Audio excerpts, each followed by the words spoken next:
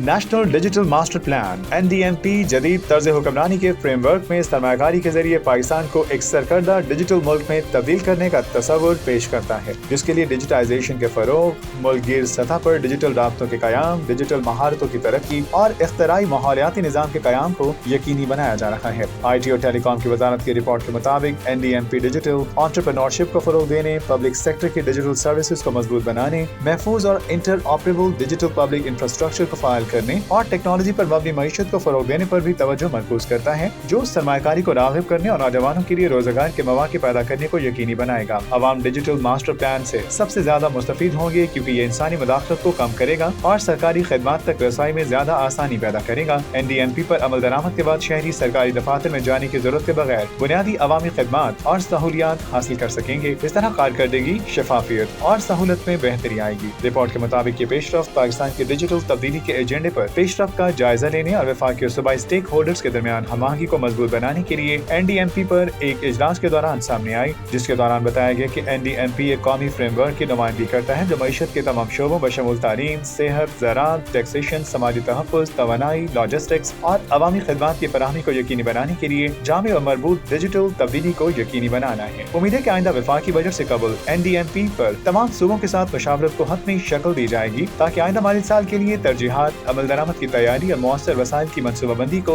यकीनी बनाया जा सके। इस ज़िम्न में तवक्को की जा रही है कि सूबाई हुकूमतें बजट से कबल NDMP पर वजारत IT के साथ अपने तासुरात और मशावरत को हतमी शक्ल देंगी, क्योंकि बेहतर बैनुल सूबाई ताउन से हम आहंग डिजिटल निज़ाम बनाने, खिदमात की फराहमी को मजबूत बनाने और गवर्नेंस में शफाफियत और कारकर्दगी को बढ़ाने में मदद मिलेगी।